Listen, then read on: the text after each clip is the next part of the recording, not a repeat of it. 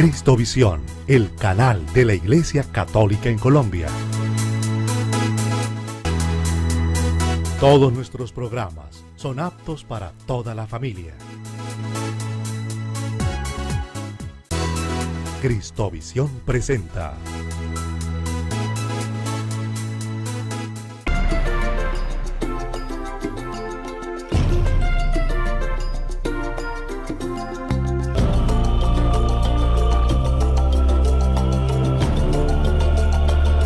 En todos brilla la luz de Dios. Esa luz resplandece cada vez que descubrimos al otro en Faro en la Noche. Bienvenidos.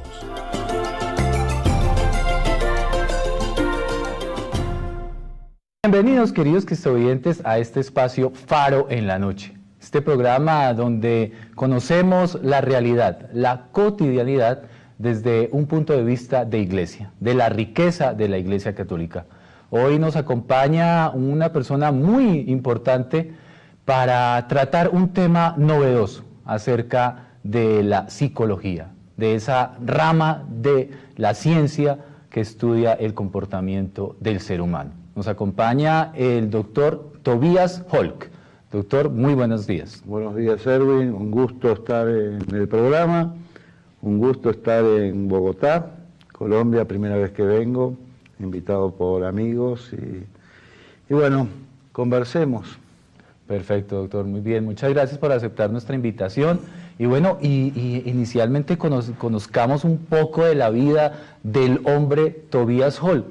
¿Quién es? ¿Dónde se formó? ¿Dónde nació? Mire, nací en Polonia, en una ciudad que se llama Lodz o Lutz, una ciudad industrial cerca de Varsovia, en el año 48 y en el 49 ya estábamos en Buenos Aires, Argentina. Así que me crié en Buenos Aires, soy porteño, con las cosas buenas, con el tango, con el fútbol, el mate. Y allá estudié en la parte universitaria, estudié primero filosofía, que me gustó y me sigue gustando y para mí es como mi estructura básica de formación, por la visión macra que tiene la filosofía. Y después me metí en psicología y me puse a estudiar psicología para resolver mis problemas. Inicialmente ese era el pensamiento. Sí. No sé si lo logré, pero al menos lo intenté. Y bueno, y estudié psicología y fue importante. Estuve en la Universidad de Buenos Aires, son muy exigentes en el estudio, así que ahí tuve una visión de lo que le dio el psicoanálisis, los aportes sobre todo en el campo de lo inconsciente, y los continuadores de Freud, y en un comienzo ya recibido me enamoré también de una terapia, que es la terapia Gestalt, fundada por Fritz Perls, un psicoanalista también alemán que radicó primero en Sudáfrica, después en Estados Unidos, y el aprendizaje fue muy, muy intenso, muy ligado a lo que fue la California de los 70, porque aprendí sobre todo a lo que es la terapia corporal, a leer el cuerpo. Perfecto, claro. Y los gestos, lo que no se dice, lo inhibido, ¿no es cierto? Y eso me dio mucho. Y con el transcurrir del tiempo, a raíz de situaciones personales que yo no podía resolver, sobre todo el duelo de mi madre y después de mi padre, conocí una terapia que es las constelaciones familiares, que creo que acá hay en Colombia también, y esa terapia me ayudó mucho a solucionar el tema del duelo traumático que yo había tenido con la muerte de mamá y de papá. Y al poco tiempo de esta formación en lo que es las constelaciones familiares, por esas casualidades sincrónicas que tiene la vida, llegó a mis manos un libro que se llamaba Ay, mis ancestros, de una psicoanalista y terapeuta francesa, Anna Céline Sussenberger, Y ahí me di cuenta que lo que yo había hecho como en la práctica terapéutica en el campo de las constelaciones tenía mucho basamento científico, teórico, clínico, en la tradición psicológica. Y eso lo vi en ese libro y bueno, y empecé a profundizar el tema y ese campo se llama el campo de la psicogenealogía. Perfecto, doctor. Bueno, Sí. usted es director de la Escuela Argentina de Psicogenealogía, Sí. es psicólogo clínico, presidente de una fundación muy importante y reconocida en todo este tema que se llama Fundapsi, y también usted dirige todo el tema de los cursos de terapias de duelo, que es un poco recogiendo toda esta experiencia personal y obviamente de la mano del Señor usted ha podido ayudar a muchas otras personas respecto a superar estos tiempos difíciles de la vida cotidiana. Así es, Erwin. Y doctor, esa rama de la psicología, la psicogenealogía, es una rama novedosa, eso tiene bastante tiempo. Sí, le voy a contar, y le voy a contar con ejemplos que yo sé que a la gente le gusta y suele Claro. aclarar bien las cosas, ¿no? Lo casuístico. Lo casuístico, muy bien. Un ejemplo sencillo. Mire, yo puedo tener el puño apretado porque hoy por la mañana cuando me trajo el taxi hasta acá, el señor que manejaba me ofendió. Y yo no le supe decir, señor, no me ofenda, y ese no poner límites, ese enojo mío quedó en mi mano. Esto es cotidiano, nos pasa a todos, ¿sí? Pero también puedo tener el puño apretado de una manera más crónica. Si me levanto todas las mañanas con el puño apretado, y ya no tiene que ver con el señor taxista, tiene que ver con alguna otra cosa. Y esa otra cosa puede ser que yo sufrí un abuso cuando fui niño o jovencito, y me quedó el enojo atragantado y el puñete cerrado que no pude en aquel momento. ¿Está claro? Sí, claro. Sí. Y también puedo tener, y aquí viene la diferencia y el enfoque psicogenealógico y la mirada psicogenealógica, yo puedo tener el puño apretado porque mi madre, mi padre, alguno de mis abuelos o alguien ancestral fue y vivió una situación traumática de un abuso intenso, de una injusticia intensa, y esa rabia, supongamos que el puño fuera por rabia, esa rabia de mis padres, de mis abuelos, ese dolor puesto en el puño, se ha transmitido y yo lo llevo y lo encarno. Esos comportamientos de que usted hace referencia, ¿son conscientes del pasado o pueden ser inconscientes? Son sobre todo inconscientes. Inconscientes. Sí. Uno los vive como si fuera algo natural, pero son inconscientes. Este es el genial descubrimiento de Sigmund Freud, el campo de lo inconsciente.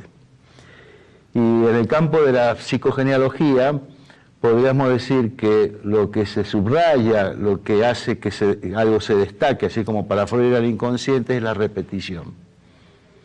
La repetición da el marco psicogenealógico. Yo estoy repitiendo una emoción que viene de atrás. Y es absolutamente inconsciente y además es aún misterioso el cómo se transmite. Hay teorías que tienen que ver con la telepatía y que dicen que, bueno, que las personas tienen una suerte de memoria ancestral y que telepáticamente la van transmitiendo, de inconsciente a inconsciente, la teoría de Moreno, por ejemplo, el psicodramatista. Hay otra teoría bastante en boga que viene de un biólogo inglés, Rupert Sheldrake, que es el de los campos morfogenéticos. Le explico. En una isla del Pacífico hay monos. A los monos se les enseña que con un palo pueden coger una banana. Un mono aprende, otro mono aprende, y entre los monos de esa isla, al cabo de un cierto tiempo, todos usan un palo. Claro. Pero al mismo tiempo que se da este fenómeno en esta isla, en otra isla del Pacífico, que está a 500 kilómetros, digamos, los monos de ese lugar empiezan a usar el palo. Entonces, el que ve eso se pregunta, bueno, estos monos, no hubo ningún mono que fue nadando, no hay ninguna de esas cosas raras de arriba de un árbol, nada. ¿Cómo es que llegaron? Y ahí surge una teoría de este biólogo, que es la de los campos morfogenéticos, que es una teoría bastante cibernética. Es como que usted piensa algo, yo pienso algo, ¿no es cierto? Y en algún lugar del éter, por así decir, ¿no es cierto?, se conforma una suerte de memoria, de chip, ¿no es cierto?, a la que nosotros, como computadoras, recibimos. Perfecto. Y es una teoría que permite explicar y demás. Hay otras teorías, pero todavía están dentro del campo de lo misterioso. El hecho mismo que yo tenga el nombre de mi papá, el nombre de mi abuelo, es un comportamiento inconsciente. Yo ya cargo un peso encima con el hecho simplemente de tener el nombre de mi papá. Sí. El trabajo con los nombres y el trabajo con las fechas es un trabajo que es bien psicogenealógico. Si bien el psicoanálisis más reciente lo ha trabajado, se usa como elemento de trabajo, es la psicogenealogía la que lo toma como una herramienta fundamental. Tener un nombre es representar a alguien. Por eso hoy día, ¿no es cierto?, muchos dicen, bueno, le pongo el nombre de algún familiar o le pongo un nombre de moda o algún otro y empiezan todas estas... ¿Sí? Es representar. Ahora, no necesariamente el representar como nombre a un papá, a un abuelo, es patológico, es dañino, es tóxico. ¿Sí? Si uno lo tiene claro, dice, bueno, yo me llamo Erwin, Carlos, porque mi padre se llama Carlos. Y bueno, papá, yo tomo con gusto tu nombre.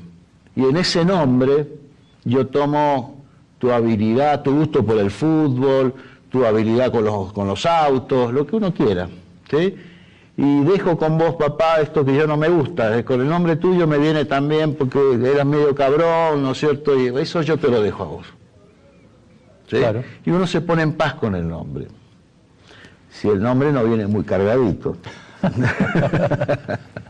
¿Verdad? Bueno, entonces uno se pone en paz y uno también se pone en paz con la tradición. Porque es como que pongamos el nombre, pongamos la tradición ahí, y uno ya es un vínculo que uno tiene, le tiene que dar una respuesta a la tradición. Y la mejor respuesta es ordenarla. Claro. ¿Cómo ordenarla? Decir, bueno, yo algunas cosas me hacen bien, le hacen bien a mi familia, las tomo, y otras no tanto, porque bueno, la vida cambia. ¿Sí? Sí. Y lo voy ordenando y uno se pone en paz y ya no vuelve más a ese lugar, ni al nombre ni a la tradición. Pero hay nombres que vienen cargaditos. Por ejemplo, cuando uno es un hijo de reemplazo o un hijo de sustitución. Si a ti se te murió un hermano y te ponen el nombre de tu hermano muerto. O tu madre perdió un embarazo y ya tenía un nombre pensado. Y me ponen ese nombre. Y le ponen el nombre y está calladito. Y tú no sabes de dónde viene. Porque cuando lo abre, se hace consciente y ya le claro. bajamos la intensidad. Eso, digamos, no está bien, hay que revisarlo. También puede ser que yo le ponga a un hijo el nombre de... Una mujer le puede poner el nombre de su padre. Y lo puede poner por tradición o lo puede poner porque el padre murió y ella lo quiere ver en el hijo, con lo cual el hijo carga por demás con esta historia, o, digamos, tiene un vínculo con el padre muy, vamos a llamarlo simbiótico, de mucho pegoteo, ¿no es cierto?, y lo vuelve a tener con el hijo como si fuera el padre. Claro. Esto se ve en la cotidianidad. Claro, ¿sí? Entonces son los elementos que tienen que ver con el nombre y que nosotros tratamos de volver a ordenarlo y darle el lugar adecuado. Muy bien. Bueno, doctor, está muy interesante este tema. Queridos cristovidentes, vamos a hacer una pequeña pausa aquí en Faro en la Noche y ya regresamos. Ya regresamos con Faro en la Noche. Seguimos con Faro en la Noche.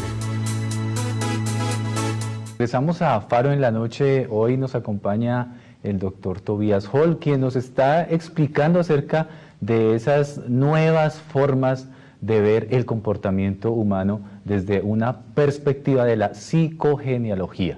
Doctor, ¿podemos inferir que este campo de la psicogenealogía siempre nos va a trasladar a comportamientos anteriores, es decir, cosas con las que traemos, o también problemas actuales? La psicogenealogía en el campo de lo que sería el campo traumático, psicopatológico, toma dolores actuales que remiten a situaciones pretéritas. Perfecto. ¿Está claro? Esto no es nuevo. Ya Freud decía que todo dolor remite a una escena. Sí, claro. Es inevitable. Sí, es así. sí, claro. Y en general, la psicología, sobre todo el psicoanálisis, la escena a la cual remitían los dolores eran las escenas infantiles. Uh-huh. Con el descubrimiento de este nuevo campo de la psicogenealogía, el topos, el lugar a donde remiten estas escenas, es transpersonal, va más allá de la biografía de la persona.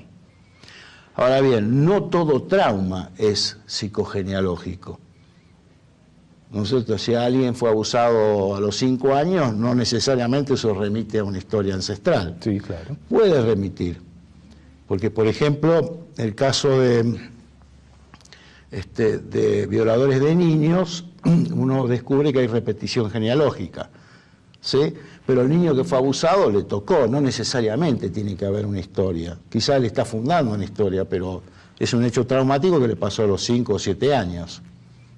¿Está claro? Por eso es importante, muy importante, tener, para los terapeutas, los psicólogos que nos dedicamos a esto, tener una visión amplia. De campo. Si hay un abuso que ocurrió a los 5 o 7 años, hoy día, con esta nueva mirada de la psicogenealogía, tenemos casi la obligación de hacer un mapeo y un test, que yo, ahí en la hojita usted lo va a tener como mapeo sí. Psicogenobiográfico. Que eso ya hace parte del taller o de la terapia que usted hace. Sí. ¿Cómo se inicia esa terapia? Miren, en la historia hay 2 elementos importantes que los quiero nombrar porque uno no nace ¿no es cierto?, sino que viene de un linaje, en este caso un linaje cultural profesional. Y cuando uno se instala en una profesión ya viene con una historia, con una tradición. Lo que yo llamo mapeo psicogenobiográfico, y que puede tener otros nombres también, porque usted sabe que a la gente nos gusta poner nombres, y si uno le gustó esto lo va armando. Bueno. Viene del genograma, que es de la terapia sistémica, y del genosociograma de Ann Schussenberger. A mí me gusta más este mapeo, porque mapeo alude a una acción, uno mapea. Geno porque va a lo genealógico, y biográfico porque también todo se toma lo biográfico. Lo biográfico hay que entenderlo desde la preconcepción. Usted alguna vez, Erwin, estuvo en el sentimiento y en la mente de su madre, claro, seguramente de su padre, pero de su madre seguro. Sí. ¿Sí? Bueno, y eso ya es la preconcepción.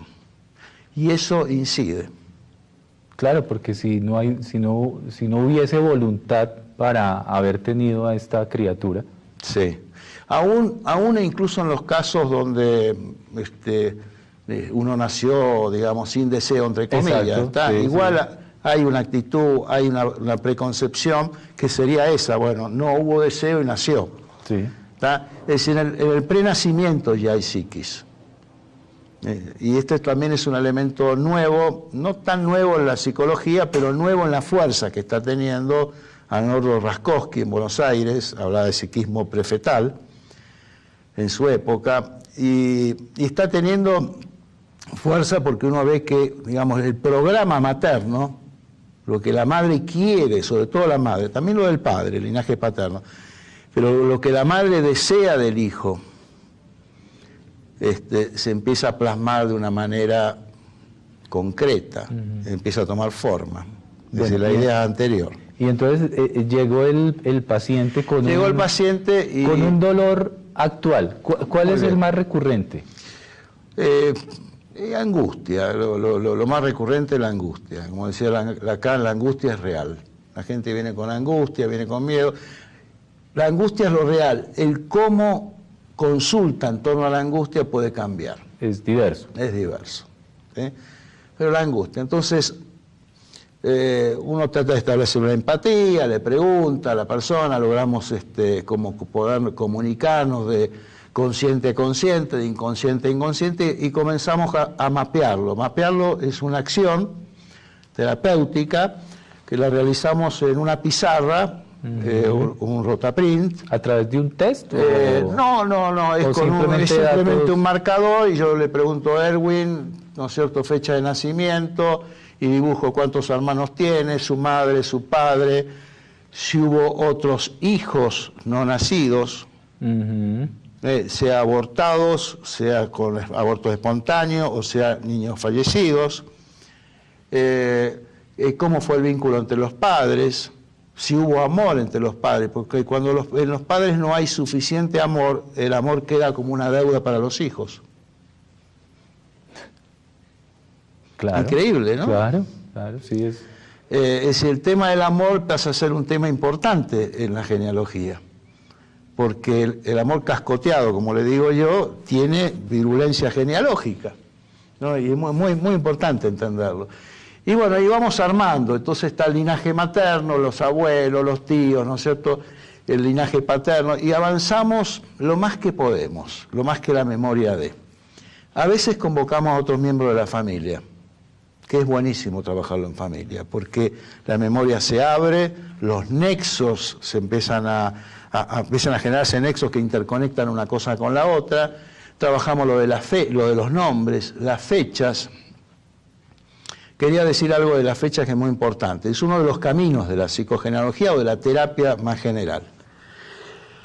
En Estados Unidos hubo una psicóloga joven en el año 50 y pico, llamada Josephine Hilgard, y era una mujer muy audaz y muy creativa. Entonces, para su tesis, decidió ponerse a estudiar historias clínicas y se fue a lugares de internación psiquiátrica, pidió las historias, se ve que tenía acceso, y con una casuística importante de más de 1000 casos, ella los estudia y ve que va buscando elementos comunes, recurrentes, porque la ciencia busca generalizar lo recurrente. Claro. ¿Sí?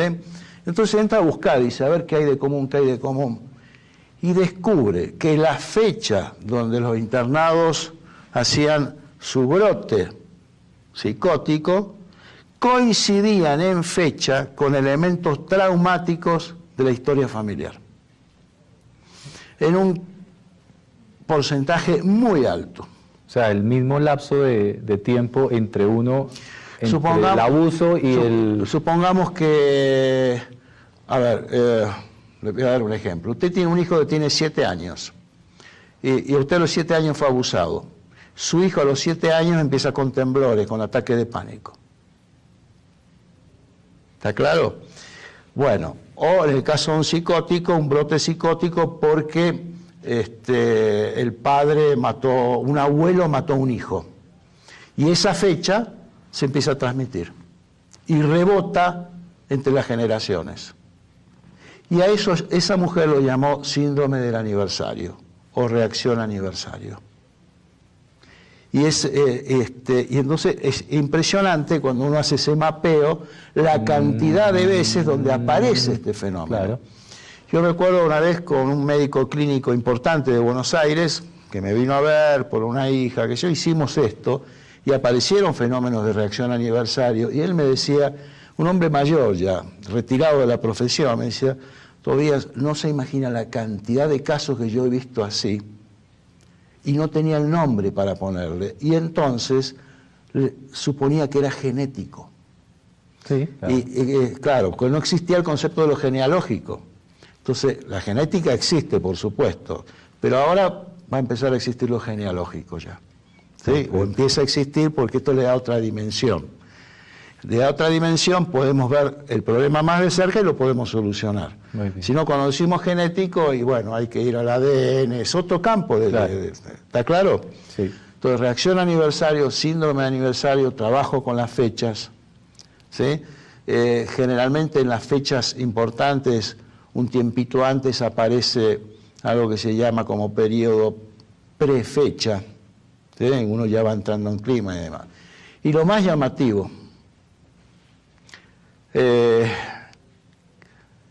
como destacado, las muertes. Las muertes, increíblemente, ¿no es cierto? El abuelo murió de un cáncer en tal fecha. El hijo murió del cáncer la misma fecha y la misma edad. 2 y 3, accidentes.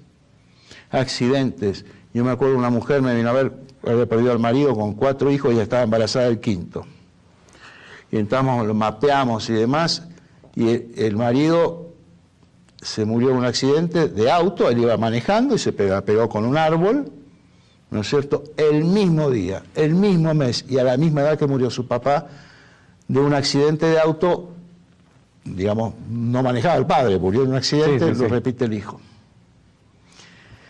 Obvio que es inconsciente y obvio que inconscientemente trabajan estas fuerzas que hay que desarmarlas, hacerlas conscientes, neutralizarlas con trabajo terapéutico. ¿Cuántas sesiones puede durar este trabajo? ¿Depende de las Y depende de la características? persona. Es como cuando usted va al dentista y le dice una carie, y depende. Si la carie es muy abierta, depende. No son muchas. Sí. ¿Sí? No ¿Y son hay muchas. trabajo individual en la vida cotidiana? ¿Hay ejercicios, tareas por parte de la terapia? Las tareas son, cuando hacemos el mapeo, la búsqueda de información. Eso es importantísimo. Claro. ¿Sí? La búsqueda de información, lo que produce en las personas es la idea, el concepto y el sentimiento de que forman parte de una cadena existencial. No estoy solo, vengo de atrás y voy para adelante. ¿Sí? Eso es muy importante, además del acopio de información para los traumas necesariamente, los secretos de familia, otro campo muy importante. Claro. Los secretos de familia tienen cuatro patas, 4 pilares donde se asientan. Puede haber algunos más, pero 4 fuertes. Secretos sexuales, secretos de muerte, secretos de filiación y secretos de delitos. Estos 4 secretos son, en la historia genealógica familiar, tóxicos. Si no se los revelan, si no se los desarma, si no se le echa luz, trabajan para la psicopatología de las familias. Cuando uno piensa en tener un hijo, que es una decisión de vida, una decisión completamente responsable, previo a esto, ¿tendré yo que analizarme con este estudio, con estas terapias? Hombre y mujer deberían, porque uno generalmente lo que hace es chequearse físicamente. Sí, entonces va al médico y cómo estoy y todo esto previo. Pero mentalmente, de acuerdo a lo que usted nos comenta, doctor, pues es mucho más arraigado los comportamientos de los padres frente a un futuro de los hijos. A mí me parece que sí. Lo comparto. Tener un hijo valdría la pena hacer un mapeo de estos. Perfecto. Es decir, adicional al sentimiento que produce esto, lo interior, lo físico, lo corpóreo, pues es verdaderamente importante, pero lo psicológico, lo que viene detrás de mi familia y todo mi comportamiento de vida va a ser esencial para trasladarlo a ese futuro hijo. Vamos a hacer un pequeño corte aquí en Faro en la Noche y ya regresamos. Ya regresamos con Faro en la Noche. Seguimos con Faro en la Noche. Regresamos, amigos cristoyentes, a nuestro espacio Faro en la Noche. Hoy un tema realmente interesante que, bueno, nos concierne a todos, este campo de los comportamientos humanos. Usted nos ha descrito una serie de casos y de experiencias terapeutas, pues muy enriquecedoras para nosotros, doctor. Le agradecemos nuevamente por acompañarnos aquí en Cristovisión, en este espacio de Faro en la Noche, un espacio de opinión donde la idea es traer estos temas novedosos e importantes y desde una perspectiva de fe. Muy bien. Doctor, ¿me deja darle un ejemplo de lo que hablábamos antes? con mucho gusto, doctor. Usted sabe, cuando uno se retira un ratito empiezan las ideas. Le voy a dar un ejemplo, para mí fue muy impactante, y después lo vamos a analizar un poquitito. Cuando yo empiezo a hacer los mapeos, que en aquel momento tenían otros nombres, me compro 2 pizarras para mí y una tercera para una mujer que estaba en un grupo de estudio. Estábamos leyendo ahí mis ancestros de ese momento, y ella vivía cerca, próxima, era vecina. Se lo llevo. Una mujer mayor, una psicóloga con nieto ya. Y cuando llego está ella, su nieta y su bisnieto. Y armo la pizarra y le digo a la nieta, que yo la conocía, una mujer de unos 30 años, le digo, ¿qué te parece si inauguramos este pizarrón y armamos tu familia? Y la dibujamos y vemos. Bueno, y lo vamos haciendo. Y yo le pregunto a ella, ¿cuál es el nombre de tu hijo? Me dice Alejandro. Y le pregunto, ¿y por qué le pusiste Alejandro? Que es una pregunta que solemos hacer en esto, ¿no? En ese momento recién empezaba, estas preguntas después fueron quedando, ¿no? Me dice, mirá, Tobias, me pasó algo muy raro y todavía tengo problemas, consecuencia de lo que pasó. Le digo, ¿qué ocurrió? Yo tenía pensado con mi marido, habíamos pensado otro nombre. Pero cuando la persona que me vino a preguntar el nombre para escribirlo, y yo le doy Alejandro, me surgió en el momento. Uh-huh. Y yo sé que no estaba bien, pero le dije Alejandro y quedó Alejandro. Y mi marido se enojó mucho conmigo. Y claro, el nombre de los dos. Y lleva tiempo. Y a la noche, ¿qué te parece este y este otro? ¿Qué sé yo? Es un concepto que viene de los dos. Se negocia, se cede, va, viene, ¿sí? Hacia la identidad de un hijo. Y el marido estaba muy enojado y las cosas ya no estaban bien por ese hecho. Y es entendible. El marido sintió una traición en lo más profundo de la intimidad de ellos, el nombre del hijo. Y dije, bueno, vamos a rastrear esto, vamos a rastrear. Entonces yo le pregunté a la abuela, digo, ¿tú sabes algo de esto? No, llamó a sus hermanas y nadie, no había ningún Alejandro en su familia. Y entonces llamamos por teléfono a la madre de la chica de 30 años, ¿sí? Había 4 generaciones. Le llamamos por teléfono a una psicoanalista importante, y yo hablo con ella, le digo, mirá, está ocurriendo esto.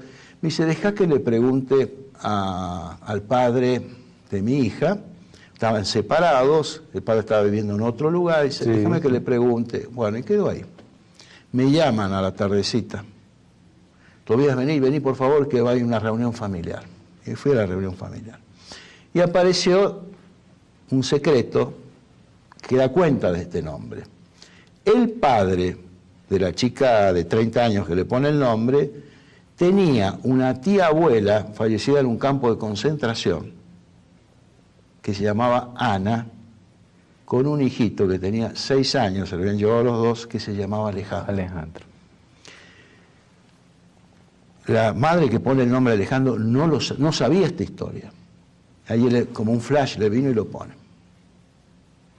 Le doy este ejemplo, ¿no es cierto?, de que la audiencia saque sus propias conclusiones, sí. ¿No es cierto? Porque, claro. Esto es psicogenealogía. Perfecto. ¿Sí? ¿Qué hacemos nosotros con eso después? Porque hay que sanarlo. Claro. ¿Sí? Se hace evidencia el problema. Entonces, toda esa familia le rindió una gran honra, hicimos como un entierro virtual, simbólico, de Ana y su hijo Alejandro. Uh-huh. Y cuando hicimos esto, curiosamente aparecen fenómenos de tipo catártico que uno no explica. Lloraba la gente. La madre de este chico que le había puesto Alejandro se abrazó con una representante de Ana y con su hijo Alejandro, que habían sido muertos en el campo, como si estuvieran presentes de verdad y vivos. Es decir, el fenómeno empático y el fenómeno emotivo, lo inquietante, estaba presente ahí, porque si no, si es una cosa fría, uno dice, no sirve. No, estaba ahí, sí, claro. Estaba vivo. Se le rindió honra, honor, se le dio como un entierro familiar distinto.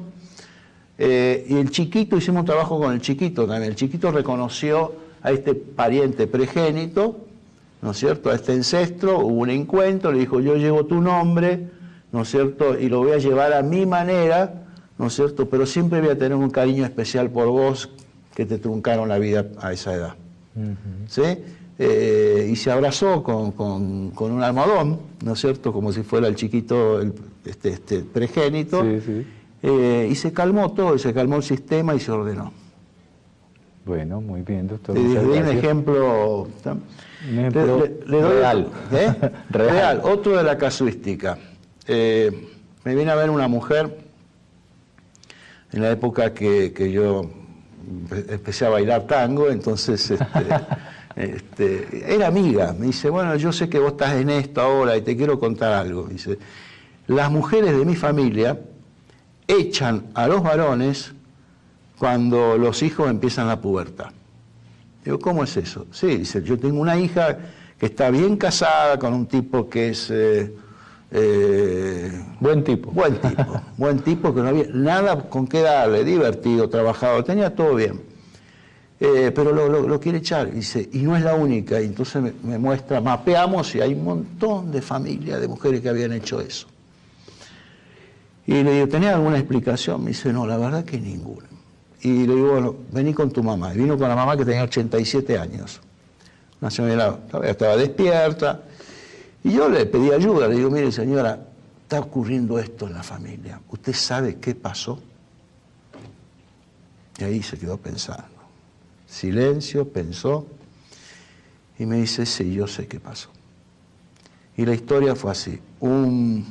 Yo nunca había oído la palabra chosno abuelo. Después el tatarabuelo. No sabía yo de eso. Ahí uno va aprendiendo cosas. Me dice, un chosno, ¿qué hizo? Tuvo una hija. Abusó de la hija y nació una hija. De esa hija nació una hija. Y como el hombre tenía plata, a una la mandó para allá, otra la mandó para otro lado, ¿no es cierto? Aquí no ha pasado nada.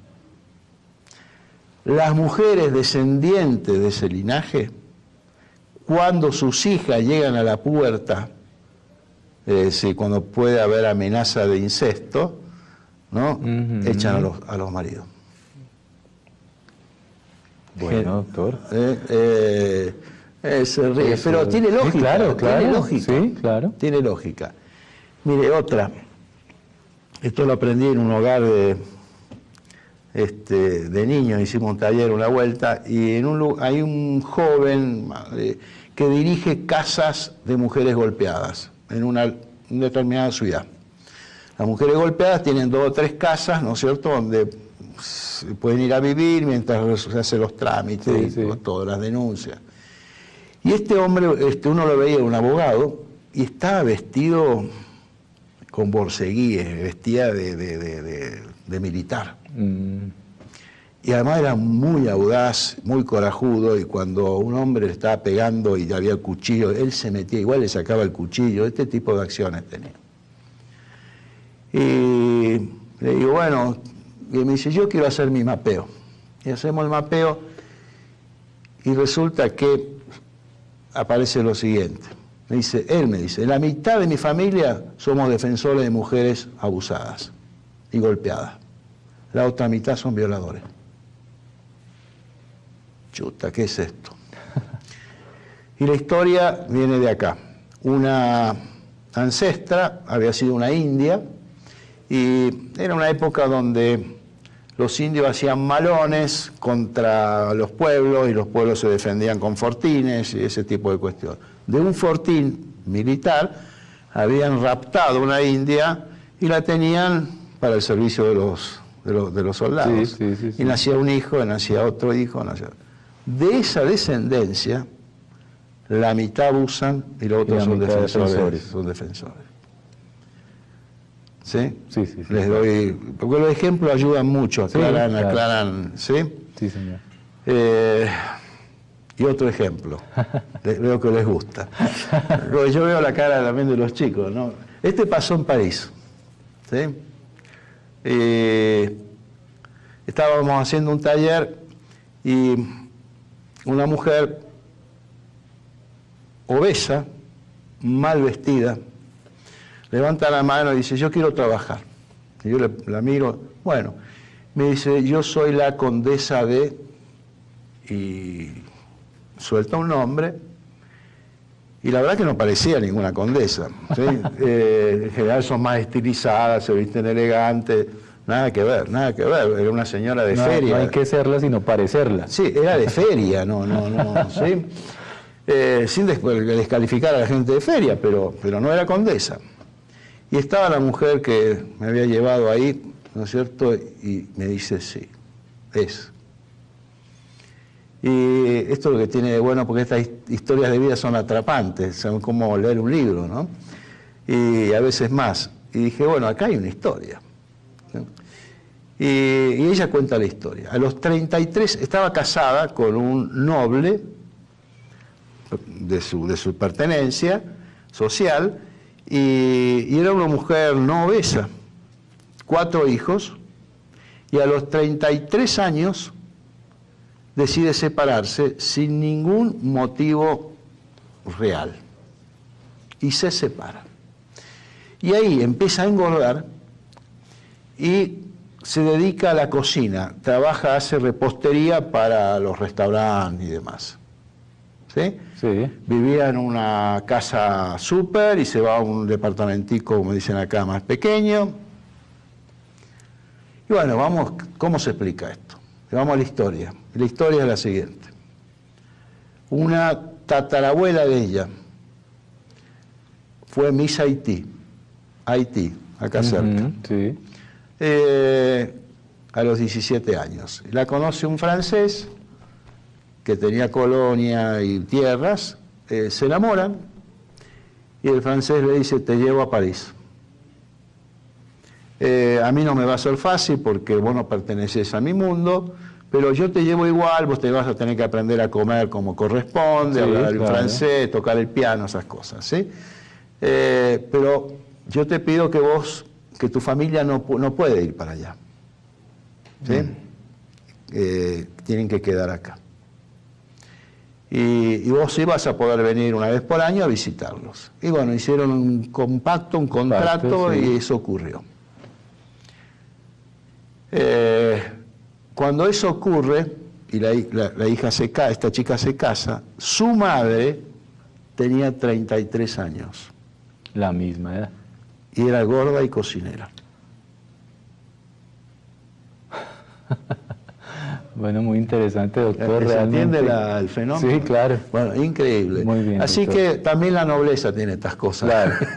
Bueno, queridos historiadores, este tema tan interesante, tan apasionante que nos tiene aquí absortos a todos, pues lo vamos a poder vivir este próximo sábado 23 y domingo 24 de febrero. El sábado lo vamos a vivir en la Universidad Panamericana, van a tratar de la mano ustedes allá con sus expertos un seminario, y el domingo ya van a realizar un taller terapéutico en la sede de San Pablo.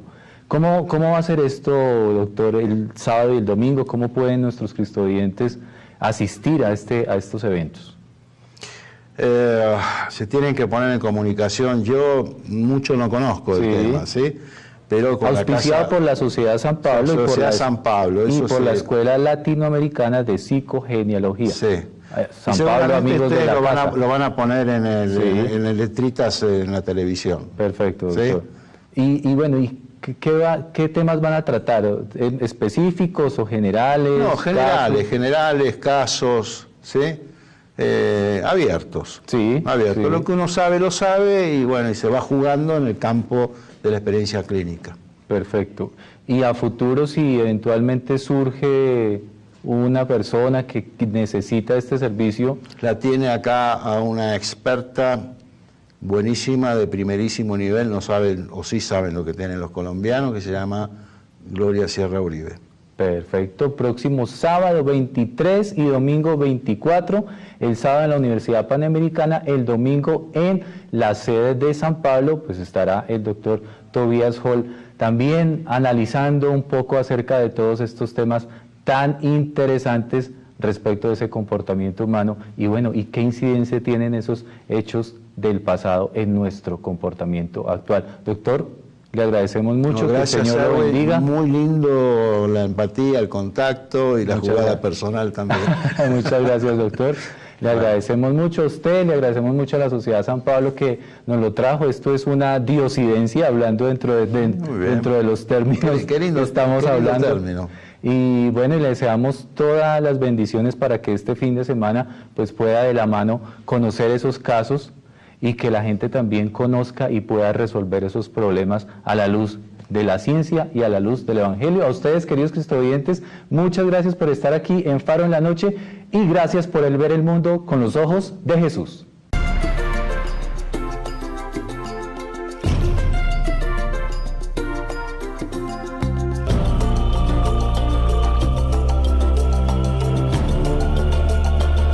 En todos brilla la luz de Dios. Esa luz resplandece cada vez que descubrimos al otro en Faro en la Noche.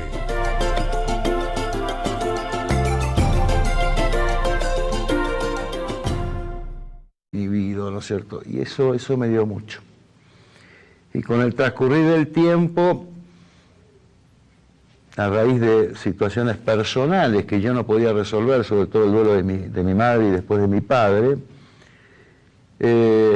conocí una terapia que es las constelaciones familiares, que creo que acá hay en Colombia también, y esa terapia me ayudó mucho a solucionar el tema del duelo traumático que yo había tenido con la muerte de mamá y de papá. Y al poco tiempo de esta formación en lo que es las terapias, las constelaciones familiares, por esas casualidades sincrónicas que tiene la vida, llegó a mis manos un libro que se llamaba Ay, mis ancestros, de una psicoanalista y terapeuta francesa, Anne-Céline Sussenberger, y ahí me di cuenta que lo que yo había hecho como en la práctica terapéutica en el campo de las constelaciones tenía mucho basamento científico, teórico, clínico, en la tradición psicológica. Y eso lo vi en ese libro. Cristovisión, el canal de la Iglesia Católica en Colombia. Todos nuestros programas son aptos para toda la familia. Cristovisión presenta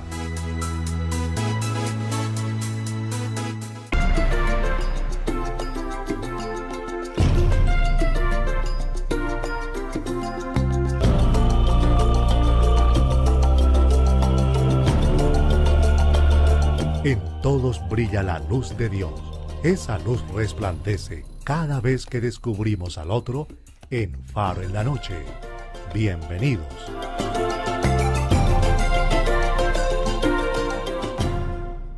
Bienvenidos, queridos cristovidentes, a este espacio Faro en la Noche. Este programa donde conocemos la realidad, la cotidianidad desde un punto de vista de iglesia, de la riqueza de la Iglesia Católica.